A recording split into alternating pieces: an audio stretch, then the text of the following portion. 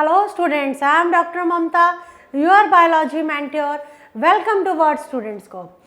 Today we will discuss at last the NCERT solutions of principle of inheritance and variation. तो आज हम discuss करेंगे NCERT solutions of chapter principles of inheritance and variation, chapter 5, class 12th biology.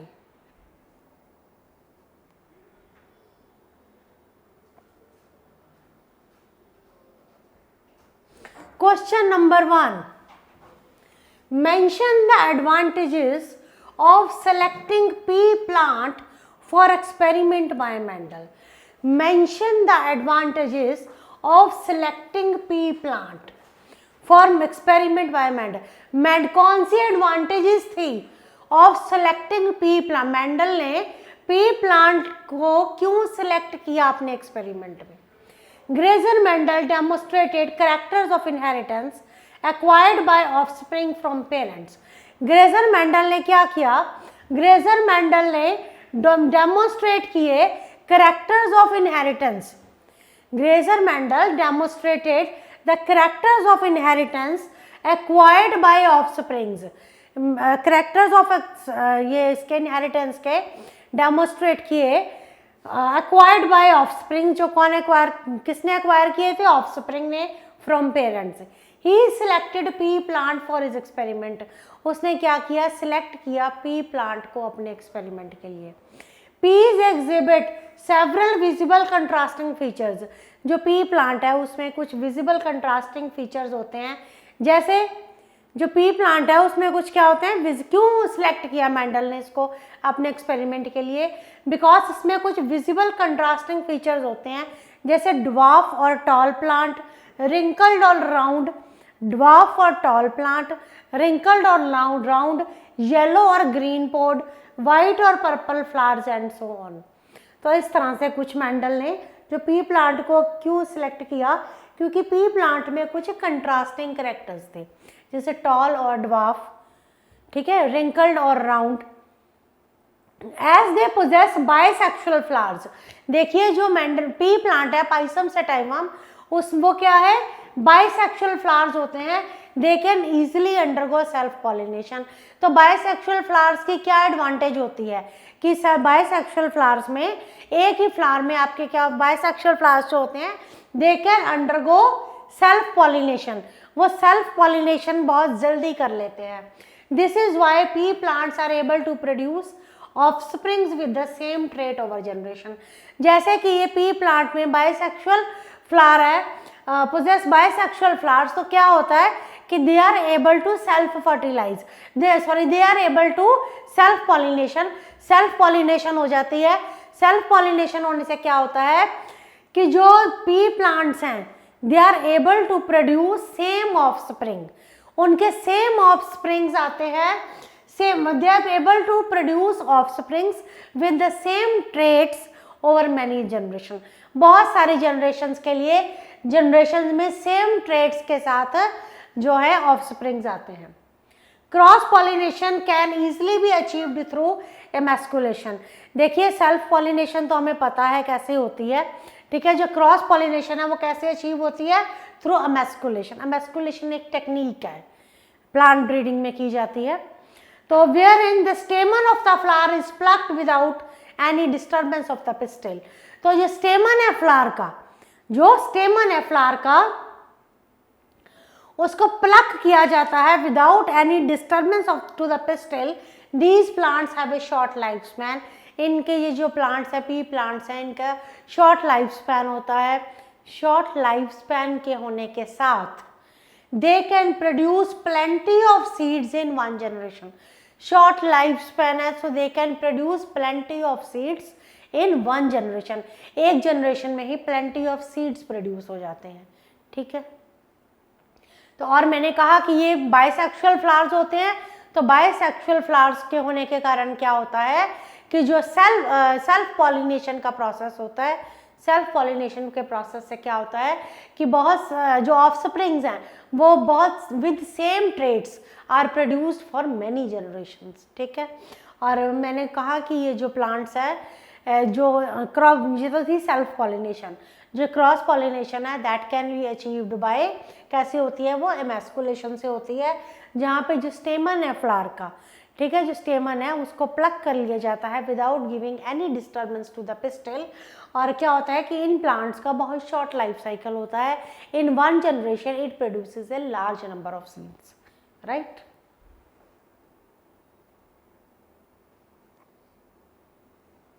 Second question, differentiate between the following: dominance and recessive, homozygous and heterozygous, monohybrid and dihybrid. So differentiate करना है आपको dominance और recessive में, homozygous और heterozygous में, monohybrid और dihybrid में।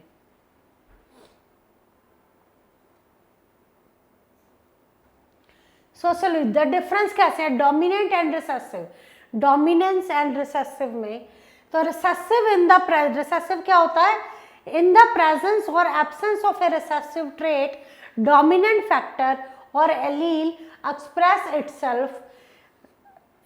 देखिए डोमिनेंस में, डोमिनेंस एंड रिसेसिव में क्या होता है, इन द प्रेजेंस और absence of A recessive trait, या तो प्रेजेंस होगी या एब्सेंस होती है जब रिसेसिव ट्रेट की, डोमिनेंस फैक्टर, जो डोमिनेंट फैक्टर होता है वो क्या करता है, एक्सप्रेस कर लेता है, एक्सप्रेस करता है अपने आप को, और जो रिसेसिव ट्रेट होता है वो सिर्फ जो डोमिनेंट ट्रेट है that expresses itself in the generation, but जो रिसेसिव ट्रेट है that express itself only in the absence of dominant. Recessive जो है वो अपने आप को एक्सप्रेस नहीं कर पाता, वो कब एक्सप्रेस करता है, only in the presence of dominant gene, और जो डोमिनेंट है वो कब एक्सप्रेस होता है, वो अपने आप को एक्सप्रेस कर लेता है कि जब भी फर्स्ट जनरेशन में अपने जो ट्रेट है उसको एक्सप्रेस कर लेता है। जैसे पी प्लांट का एग्जाम्पल लिया उसने, पी प्लांट के एग्जाम्पल में क्या है, राउंड सीड्स हैं, वायलेट फ्लावर्स हैं, round seeds and violet flowers are dominant characters. जो राउंड सीड्स और डोमिनेंट फ्लावर्स है, वायलेट फ्लावर्स हैं, ये डोमिनेंट कैरेक्टर्स हैं। पी प्लांट में क्या होता है, white flower, dwarf plant are the recessive character. तो पी प्लांट में कौन से हैं, वाइट फ्लावर्स और ड्वार्फ प्लांट जो है वो रिसेसिव कैरेक्टर्स हैं। देखिए नेक्स्ट देखते हैं होमोजाइगस में heterozygous. So homozygous heterozygous for a particular trait, किसी पर्टिकुलर ट्रेट के लिए होमोजाइगस में क्या होता है, two similar alleles, two similar alleles जब प्रेजेंट होते हैं फॉर ए पर्टिकुलर ट्रेट, उस कंडीशन को क्या कहते हैं, होमोजाइगस कंडीशन। होमोजाइगस कंडीशन क्या होती है, two alleles, two similar alleles अगर प्रेजेंट है for a particular trait. Example, अगर मैं कहूं कि हाइट का एग्जाम्पल अगर मैं लूं, हाइट का एग्जाम्पल, हाइट एक ट्रेट है, करेक्टर है, हाइट का एग्जाम्पल लूं तो that is represented by two similar alleles. कौन से हैं two similar alleles, capital T, और मैं अगर ड्वार्फ का लूं तो स्मॉल टी। हेट्रोजाइगस में क्या होता है, हेट्रोजाइगस में only one type of gamete is produced, ठीक है, only one type of gamete is produced, it produces more than one type of gamete. तो इसमें क्या होते हैं, हम कैसे डिस्कस करते हैं इसको, कि इसमें टू टाइप्स ऑफ गैमीट्स जो है वो प्रोड्यूस होते हैं, two different type of gametes are produced in the heterozygous condition. ठीक है जी। एग्जाम्पल, कैपिटल टी और कैपिटल टी में फॉर हेट्रोजाइगस के लिए, हेट्रोजाइगस में क्या, capital T, small T. Homozygous, heterozygous में क्या है, capital T, small T, it produces two different type of alleles. Heterozygous two different type of alleles, right.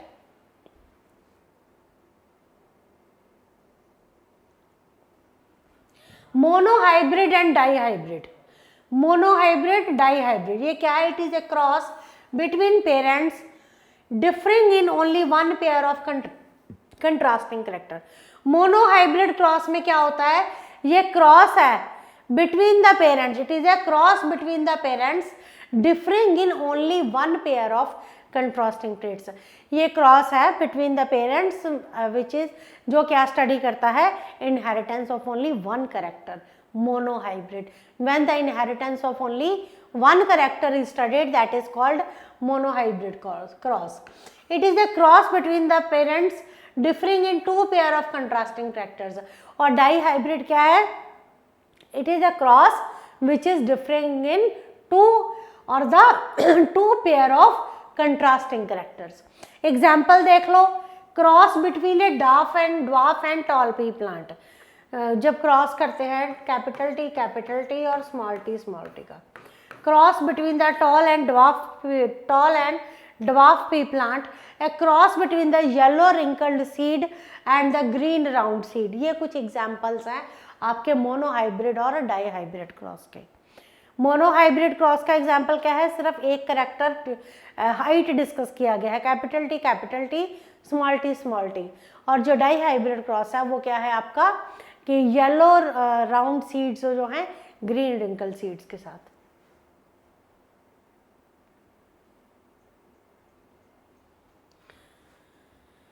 Question number 3, a diploid organism is heterozygous for 4 loci. एक diploid organism है जो क्या है, heterozygous है for 4 loci. How many type of gametes can be produced. Suppose locus क्या होता है, ये अगर सेगमेंट है क्रोमोसोम की तो ये लोकस है।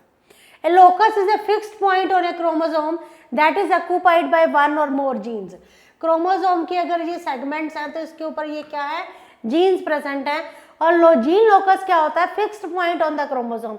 ये फिक्स्ड पॉइंट होता है क्रोमोसोम पे, that is occupied by one और मोर जीन्स। फिक्स्ड पॉइंट होता है क्रोमोसोम्स पे जो कौन ऑक्युपाई करता है, बाय वन और more genes. For an allelic pair के लिए हेटेरोजाइगस एंटाइटी, जो हेटेरोजाइगस एंटाइटी है उसमें डिफरेंट एलील्स होते हैं। दस इन जो हेटेरोजाइगस एंटाइटी में 2 डिफरेंट एलील्स होते हैं।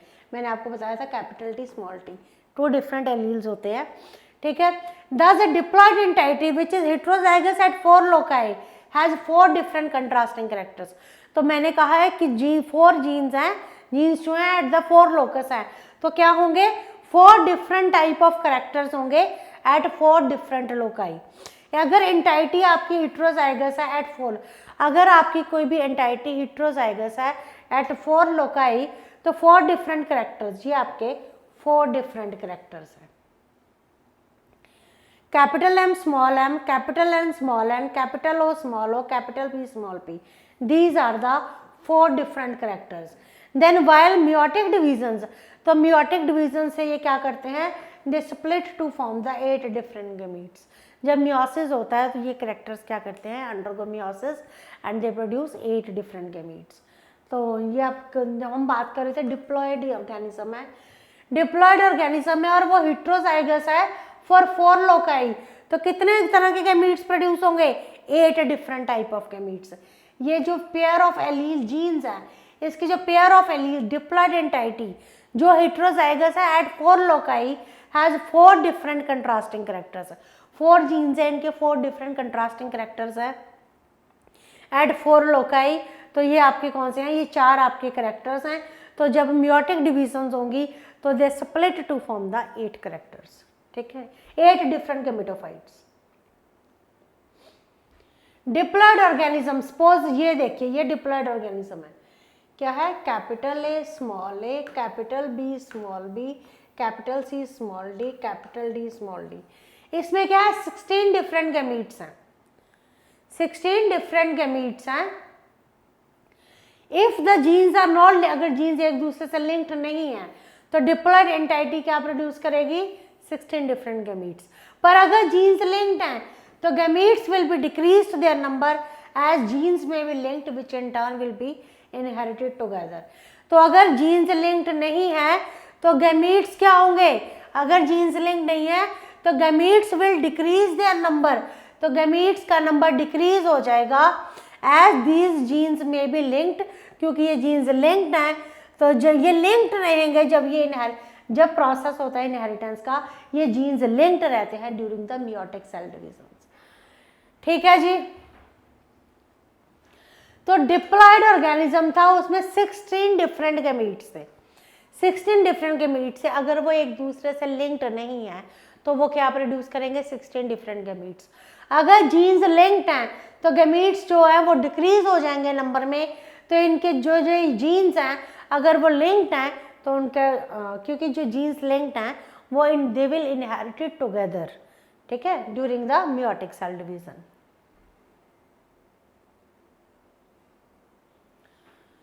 Question number 4, explain the law of dominance using a monohybrid cross. ये हमने शो किया था। The law of dominance was proposed by Mendel. Law of dominance किसने दिया था? Law of dominance was proposed by Mendel. It states that a dominant allele express, कि dominant allele जो है that express itself in a monohybrid cross and suppress the expression of recessive allele.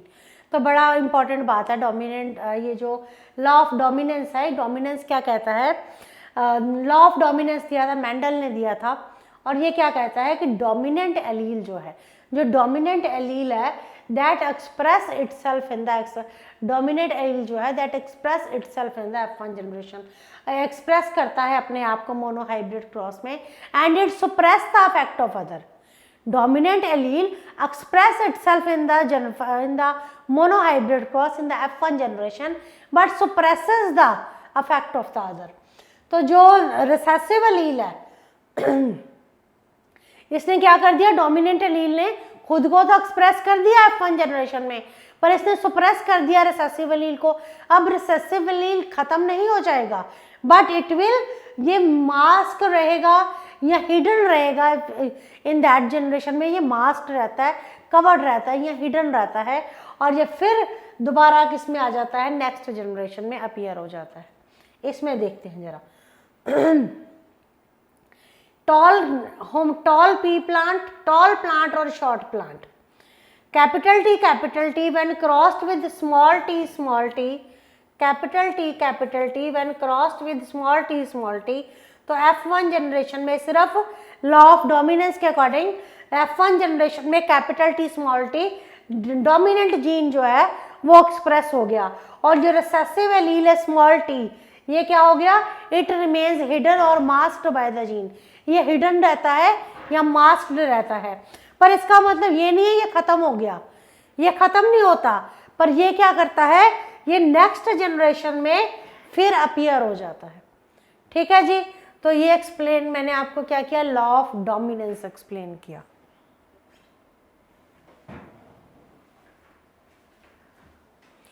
Define and design test cross. Test cross क्या होता है, cross of an F1 individual, cross होता है F1 individual का that has a dominant phenotype with its homozygous recessive parent. तो test cross क्या होता है, test cross can be defined as cross of an F1 individual, cross होता है F1 individual का जिसमें क्या होता है, डोमिनेंट फिनोटाइप होता है with its homozygous recessive parent. देखिए इस क्रॉस की मदद से हम समझेंगे। टेस्ट क्रॉस क्या है, क्रॉस है F1 का, ये आपकी F1 आ गई, क्या है कैपिटल टी, ये आपकी sorry capital T small T, cross है इंडिविजुअल का that has a dominant phenotype, dominant phenotype है with its homozygous recessive parent, ये है आपका डोमिनेंट फिनोटाइप, सॉरी ये है dominant phenotype capital T small T, इसका क्रॉस हुआ होमोजाइगस रिसेसिव पेरेंट के साथ, कौन सा है, homozygous recessive parent small T. तो this test cross can be used to determine if an individual displaying dominant character is homozygous और heterozygous. तो आप ये क्रॉस क्यों करते हैं, देखो ये आपका डोमिनेंट कैरेक्टर है, ये आपका होमोजाइगस रिसेसिव कैरेक्टर है, जब इन दोनों के बीच में क्रॉस होता है, डोमिनेंट और होमोजाइगस रिसेसिव पेरेंट के बीच में क्रॉस होता है, तो क्या आपका आता है, टेस्ट क्रॉस जो है ये यूज होता है किस लिए, to determine the individual displaying dominant character, कि जो इंडिविजुअल डोमिनेंट कैरेक्टर को डिस्प्ले कर रहा है वो होमोजाइगस है कि हेटेरोजाइगस है। ठीक है, ये टेस्ट क्रॉस का एक एग्जाम्पल लिया गया है, ये शो किया आपके साथ आप टॉल प्लांट लीजिए, कैपिटल टी टॉल प्लांट है, उसको क्रॉस करा दो ड्वार्फ प्लांट के साथ। ये है टॉल प्लांट, कैपिटल टी, इसको क्रॉस कर दो ड्वार्फ प्लांट के साथ, तो F1 जनरेशन में क्या आएगा, heterozygous condition, capital T small T आ गई। अब ये जो आपका कैपिटल टी स्मॉल टी आया है, ये जो कैपिटल टी स्मॉल टी आया है, इसको आप क्रॉस करवा दो किसके साथ, होमोजाइगस रिसेसिव पेरेंट के साथ। होमोजाइगस रिसेसिव पेरेंट क्या है, स्मॉल टी, तो आपके पास जो फिनोटाइपिक रेशो आएगी वो क्या आएगी, 1:1। ठीक है जी। Question number 6, using a Punnett square work out the distribution of phenotypic features in the first filial generation after a cross between a homozygous. किसका क्रॉस करना है, होमोजाइगस फीमेल का हेट्रोजाइगस मेल के लिए, होमोजाइगस फीमेल का heterozygous male के लिए for a single generation. देखो जी इधर होमोजाइगस फीमेल है और हेट्रोजाइगस मेल है, सी द ये क्रॉस देखो, ये है आपकी होमोजाइगस फीमेल और हेट्रोजाइगस मेल है, इसका क्रॉस हो कैसे होता है, ग्वीनिया पिग में, जो गिनिया पिग में there is a cross carried out between the, cross होता है between the heterozygous male, heterozygous male है कैपिटल बी, हेट्रोजाइगस मेल है कैपिटल बी स्मॉल बी, और होमोजाइगस फीमेल है स्मॉल बी।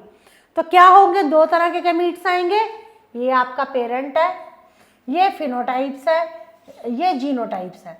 ये आ गए आपके gametes, capital B small B का क्रॉस हुआ स्मॉल बी से, ये गैमीट्स आ गए, कैपिटल बी स्मॉल बी, ये गैमीट्स आ गए आपके पास। जब ये गैमीट्स आ गए तो फीमेल में क्या आया, जो फीमेल है तो that yield only one type of gamete, female में सिर्फ एक तरह के गैमीट्स है small B. Therefore the ratio of the genotype, जो रेशो है जीनोटाइप और फिनोटाइप की in the progeny of F1 generation is in the same ratio. तो जो रेशो है जीनोटाइप और फिनोटाइप की F1 जनरेशन में वो सेम रेशो में आते हैं, 50%। कोई इस बात समझ लगी आपको मेरी। ये हेट्रोजाइगस मेल है, इसका मैंने क्रॉस करवा दिया होमोजाइगस फीमेल से।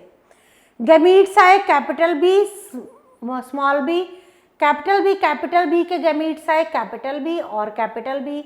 जब इनको हमने आपस में ये इनका क्रॉस हुआ तो इन्होंने क्या प्रोड्यूस किए, same type of almost genotypes आए 50%। तो डाई हाइब्रिड क्रॉस उसने स्टडी किया था। ये देखिए ये क्रॉस था हेट्रोजाइगस मेल के बीच में, capital B small B crossed with capital B.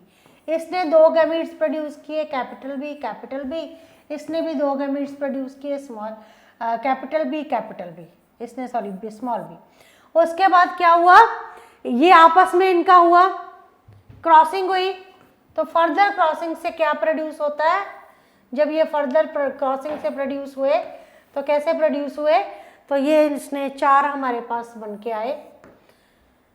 तो ये हमारे पास जीनोटाइप्स आए कैपिटल बी, ये 4 जीनोटाइप्स आए and they were in the ratio of 1:2 मिलके 50%।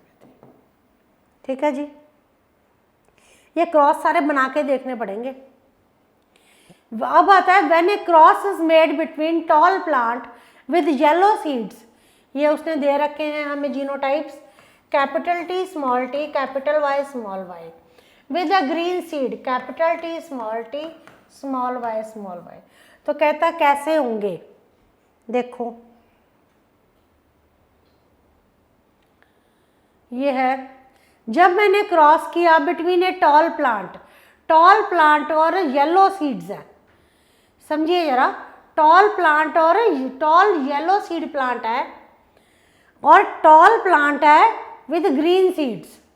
ठीक है, कुछ इस तरह से जीनोटाइप्स हैं इसके, capital T small t, capital Y small y। ये टॉल प्लांट है विद येलो सीड्स और इसको क्रॉस किया tall plant with green seeds, ये जीनोटाइप्स हैं। तो क्या आएंगे, इनके भी गैमीट्स आ जाएंगे, ये 4 गैमीट्स प्रोड्यूस हो गए इस तरह से, ये क्रॉस हुए इस तरह से, तो 4 गैमीट्स प्रोड्यूस हो गए, उधर भी 2 गैमीट्स आ गए, ठीक है, उधर से भी आ गए। तो ये जो गैमीट्स हैं इनका पुनित स्क्वायर के साथ जब आप इनको, ये जो 2 गैमीट्स हैं यहाँ रखेंगे, पुनित स्क्वायर चेक पुनित स्क्वायर बनाएंगे, इनको क्रॉस मल्टीप्लाई करते हैं, इनको मल्टीप्लाई करते जाएंगे, तो क्रॉस मल्टीप्लिकेशन से जो हमारे पास रेशो आएगी वो आएगी 3:1। ये बना के देखेंगे तभी पता लगेगा ये किस तरह से क्रॉस बनता है।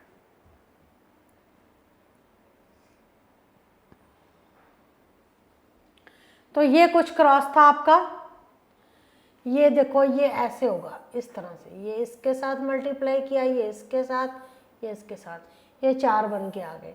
वहाँ पे कैसे हो रहा है, वहाँ पे सीधा एक ये और एक ये क्रॉस हुए। तो ये जो थे हमने ये लिख लिए इधर इस साइड पे, और ये चारों आपने इधर लिख लिए ना। क्रॉस करो, capital T capital T capital Y capital Y, इस तरह से आप इसको क्रॉस करते जाओगे, ठीक है जी।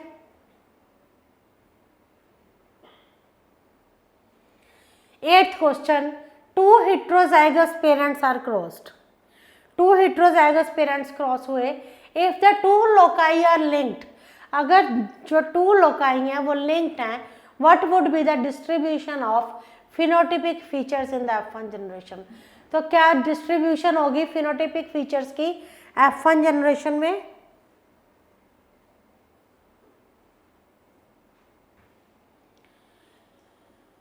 अच्छा ये उसमें किया the distribution what I briefly mention the contribution of TH Morgan in genetics.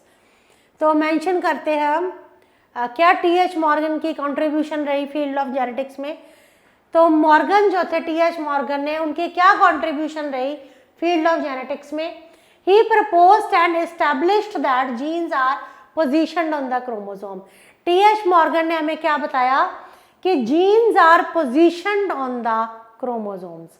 He discovered the basis for variations. उसने क्या डिस्कवर किया? Basis for variations as a result of sexual reproduction. Third क्या डिस्कवर किया? Concept of linkage. He discovered the concept of linkage and discriminated linked and unlinked genes. उसने क्या discover किए? Concept of linkage discover किया और discrimination करना सिखाया between the linked and unlinked genes. और क्या बताया उसने? टीएच मॉर्गन ने बताया कि how the variations are produced as a result of sexual reproduction. He stated the chromosomal theory of linkage. तो ये सब क्या थी हमारे पास? कुछ कॉन्ट्रीब्यूशंस थी मॉर्गन की। He carried out a study on sex-linked inheritance. T.H. Morgan ने क्या की? कैरी आउट किया the study of sex-linked inheritance. Morgan stated the chiasma type hypothesis demonstrating that chiasma causes crossing over। ये आपने crossing over नहीं इसमें इतना अच्छी तरह से एक्सप्लेन किया हुआ, तो हम आगे फर्दर चैप्टर्स में ले लेंगे। तो मॉर्गन ने क्या स्टेट किया है? chiasma type hypothesis of crossing over. और फ्रीक्वेंसी ऑफ रिकॉम्बिनेशन, मैंने आपके साथ फ्रीक्वेंसी का टॉपिक डिस्कस किया था। तो टीएच मॉर्गन ने क्या ऑब्जर्व की? Frequency of recombination between the 2 linked genes, ठीक है, दैट इज डायरेक्ट। तो जो फ्रीक्वेंसी होती है रिकॉम्बिनेशन की between the 2 different genes is directly proportional to the distance between the genes. कितना ज्यादा वो आपस में रिकम्बाइन हो जाएंगे, that will depend on the, that is directly proportional to the distance, जितना उनमें डिस्टेंस होगा। He propose the theory of inheritance, उसने थ्योरी ऑफ इनहेरिटेंस दी। He put forward the methodology for chromosome mapping, इसने chromosome mapping की का जो method है उसको प्रपोज किया, पुट फॉरवर्ड किया। And he carried out A study on mutations, और टीएच मॉर्गन ने म्यूटेशंस पे स्टडी की। तो ये सारी कॉन्ट्रीब्यूशंस हैं टीएच मॉर्गन की in the field of genetics. Question number 10, what is pedigree analysis? Pedigree analysis क्या है? मैंने आपसे अपने लास्ट लेक्चर्स में डिस्कस किया हुआ है पेडिग्री एनालिसिस। तो क्या है pedigree analysis? Suggest how such an analysis can be used. आपने बताना है मुझे कि ये एनालिसिस कैसे यूज किया जाता है। Pedigree is a record of inheritance of a specific genetic trait. Pedigree क्या है? पेडिग्री एनालिसिस क्या है? It is a record of inheritance, record है inheritance of a single trait, एक सिंगल ट्रेट का जो आपका रिकॉर्ड है ना कि ये इस जनरेशन में इनहेरिट हुआ, इस जनरेशन में इनहेरिट हुआ फॉर टू और more than 2 generations, which is presented in the form of A diagram और फैमिली ट्री। एक सिंगल ट्रेट का जो इनहेरिटेंस हुई एक जनरेशन, दो से ज़्यादा जनरेशन में, उसके रिकॉर्ड को in the form of a family tree हम क्या कहते हैं? Pedigree analysis. पेडिग्री एनालिसिस क्या है? Analysis of several generations of a family. एक फैमिली की जो जनरेशंस हैं उनका जो एनालिसिस होता है which is used on human beings and domesticated animals. तो ये एनालिसिस का किस पे यूज होता है? ह्यूमन बीइंग्स पर, डोमेस्टिकेटेड एनिमल्स पे यूज होता है। यूजफुलनेस क्या है? पावरफुल टूल है which can be use to trace the inheritance of a particular trait, disease. जब भी आप इनहेरिटेंस पढ़ते हैं पर्टिकुलर ट्रेट का, डिजीज का, तो पेडिग्री एनालिसिस यूज होता है। इट इज हेल्पफुल फॉर ये पेडिग्री एनालिसिस जो है ये जेनेटिक काउंसलर्स के लिए बहुत हेल्पफुल है to suggest couples about the possibility of having children with genetic abnormalities. तो ये जो पेडिग्री एनालिसिस हम करते हैं ये बहुत इंपॉर्टेंट है, बहुत हेल्पफुल है। किसके लिए? जेनेटिक काउंसलर्स के लिए। ये क्या बताता है? It suggest the couples about the possibility of having children, कि जिन कपल्स के पॉसिबिलिटीज होती है कि उनके बच्चों को जेनेटिक डिसऑर्डर हो जाएगा, जैसे कलर ब्लाइंडनेस होगी, हीमोफीलिया हो गया, थैलेसीमिया हो गया या सिकल सेल एनीमिया हो गया, इस तरह की जिनमें पॉसिबिलिटीज होती हैं होने की, वहाँ पे जो पेडिग्री एनालिसिस है वो बहुत यूजफुल है। This analysis is helpful in indicating the origination of a trait and its flow in ancestor. ये एनालिसिस क्या है? ये एनालिसिस हेल्पफुल होता है in indicating the origination of a trait, कि जो ट्रेट है कोई भी उसका ओरिजिन कहाँ से हुआ और वो एंसेस्टर्स में कैसे उसका फ्लो हुआ, उस चीज़ को बताने में ये बहुत हेल्पफुल है। और किस में हेल्पफुल है? In suggesting the Mendel principle. ये हेल्पफुल है in suggesting that Mendel principles can be applied to human genetics. जो मेंडल के प्रिंसिपल्स हैं उनको हम अप्लाई कर सकते हैं ह्यूमन जेनेटिक्स में विद सम ऑल्ट्रेशन, जैसे quantitative inheritance, sex related linkage. तो ये हेल्पफुल होता है in suggesting the Mendel principles जो अप्लाइड होते हैं ह्यूमन जेनेटिक्स में with some alterations, like quantitative inheritance होगी, सेक्स लिंक्ड जो लिंकेज होती है उसमें ये हेल्पफुल है। It is helpful in reasoning why marriage between the close relative is harmful. ये बहुत इंपॉर्टेंट है, हमें बताता है कि why the marriage between the close relatives is harmful. Helpful in extensive research in the field of medical science. ये helpful होता है एक्सटेंसिव रिसर्च में in the field of medical science. तो ये आपने कुछ याद रखनी है बातें कि जो पेडिग्री एनालिसिस क्यों इंपॉर्टेंट है। How is sex determination is human beings. Sex कैसे डिटर्मिन किया जाता है ह्यूमन बींग्स में? Chromosomal mechanism of sex determination, जो क्रोमोसोमल मैकेनिज्म है सेक्स डिटर्मिनेशन का, of determination of sex in human beings is of the genotype XX and XY type. तो जो ह्यूमन बींग्स में सेक्स डिटर्मिनेशन है that is based on the XX and XY type. Nucleus जो होता है हर cell का, nucleus जो होता है सेल्स का, उसमें क्या होते हैं? 23 पेयर्स ऑफ क्रोमोसोम्स होते हैं या फिर 46 क्रोमोसोम्स होते हैं, जिसमें से 22 पेयर्स जो हैं वो ऑटोसोम्स होते हैं और जो लास्ट पेयर है that is the 23rd pair, वो क्या होता है? सेक्स क्रोमोसोम होता है।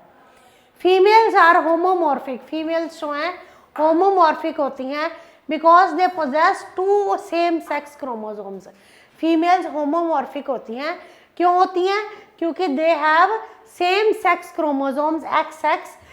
मेल फीमेल्स होमोमॉर्फिक होती हैं। होमोमॉर्फिक क्यों होती हैं? क्योंकि इनमें XX 2 pairs of possess 2 same X chromosomes, whereas males heteromorphic होते हैं क्योंकि उनमें 2 डिफरेंट टाइप ऑफ क्रोमोसोम्स होते हैं, एक्स और वाई।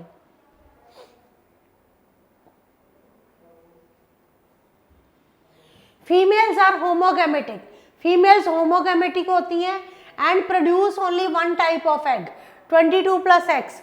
लेकिन मेल्स हेट्रोगैमेटिक होते हैं, they produce 2 type of sperms. Females are homogametic, they produce only 1 type of sex 22 plus x, whereas males are heterogametic, they produce 2 type of gametes 22 plus x 22 plus y in the process of fertilization। अब जो sperm है containing the x, sperm containing the x chromosome, if it fertilizes with the egg, the generation जो offspring होगा will be boy, and if the sperm अगर ये x sperm containing x, sperm containing x, if it fertilizes with the x, तो जो आपका offspring होगा that will be girl। अगर sperm containing y है, sperm containing y chromosome, if it fertilizes with the x containing egg, तो जो offspring होगा वो क्या आएगी, गर्ल आएगी। अगर वाई क्रोमोसोम वाला स्पर्म है कंटेनिंग वाई क्रोमोसोम, अगर वो फर्टिलाइज होता है with x chromosome containing egg, तो क्या बनेगा, गर्ल आएगी। और अगर स्पर्म में वाई है और वो एक्स के साथ जाके फर्टिलाइज करता है तो क्या आएगा, बॉय आएगा। X girl, sperm containing X with X girl, sperm containing Y with boy with X boy. ठीक है जी।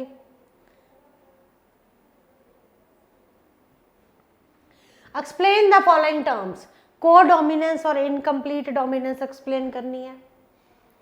Codominance and incomplete dominance. Codominance क्या होता है, these are the alleles that are able to, codominance होती है both are dominant. These are the alleles that are able to express themselves independently. ये क्या होते हैं, ये वो एलील्स होते हैं which are able to express themselves independently when form together in heterozygote. तो ये वो एलील्स होते हैं जो क्या है, which are able to express themself, जो क्या है, एबल है to express themselves independently when they are termed as codominant alleles. Codominant alleles कौन से होते हैं, which are able to express themselves independently when present in the heterozygote condition। अगर heterozygote condition में alleles present है and if they are able to express themselves independently, they are known as codominance। incomplete में क्या होता है, none of the contrasting characters are dominant। तो F1 hybrid में क्या होता है कि जो एक्सप्रेशन होता है ट्रेट का, that is a fine mixture of the expression of 2 factors. तो F1 में क्या होता है, expression of the trait is, expression जो होता है ट्रेट का, that is a fine mixture of the expression of 2 factors. Mirabilis jalapa जो है वो क्या प्रोड्यूस करता है, पिंक कलर प्रोड्यूस करता है when hybrid cross is made between the red and white. देखो इनकम्प्लीट डोमिनेंस में मैंने एग्जांपल लिया था मिराबिलिस चलापा का, जब रेड और वाइट फ्लावर्स को क्रॉस किया जाता है तो हाइब्रिड पिंक कलर बनता है। तो ये जो हाइब्रिड है इसमें क्या है, fine mixture of the expression of 2 factors, fine mixture है of the expression of 2 factors. What is point mutation, point mutation क्या होती है, abrupt change in the gene structure due to a change in the single base pair of DNA. अगर एकदम से gene के structure में change आ जाए, एकदम से जीन के स्ट्रक्चर में चेंज आ जाए, and this is due to the change in the single base pair of DNA. और ये क्यों आए, single base pair of DNA में चेंज आ जाए, due to inversion, due to substitution, कोई सब्सटीट्यूट हो गया, कुछ इन्वर्टेड फॉर्म में आ गया। ठीक है, तो इससे क्या होता है, इसे हम क्या कहते हैं, without any alteration in the reading of succeeding basis. Example ले लो सिक्कल सेल एनीमिया का। सिक्कल सेल एनीमिया में मैंने आपको क्या बताया था कि जो शेप है आरबीसीज की वो बाय कनकेव डिस्क से सिक्कल शेप्ड के हो जाते हैं। ठीक है, और ये क्यों होता है, this is due to the substitution of the single base pair this guanine to adenine at the 6th codon of the beta globulin. Sickle cell anaemia में हमने पढ़ा था कि ग्लूटामिक एसिड जो है that is substituted by the valine at the 6th position of the beta globulin chain. ठीक है, तो ये चीज़ें समझने वाली हैं, कुछ टफ नहीं है। टिपिकल आरबीसी कैसा होता है, बाइकनकेव होता है और डिस्क लाइक होता है and it facilitate the cell to pass through large and small blood vessels to convey oxygen.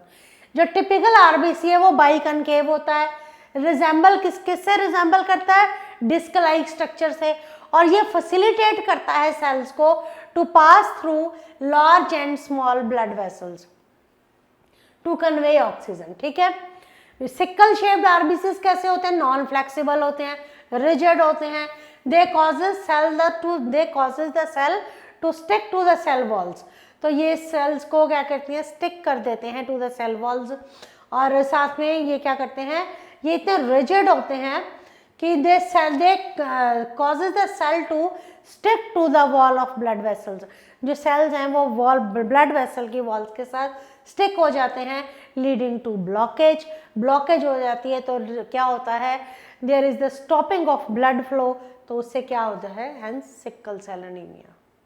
ये याद रखना है कि सिकल सेल एनीमिया में नॉर्मल ब्लड सेल्स क्या फंक्शन करते हैं और सिकल शेप ब्लड सेल्स क्या फंक्शन करते हैं। Who had proposed the chromosomal theory of inheritance? Chromosomal theory of inheritance किसने दी है, that is by the Boveri and Sutton, Theodore Boveri and Walter Sutton ने chromosomal theory of inheritance दी है।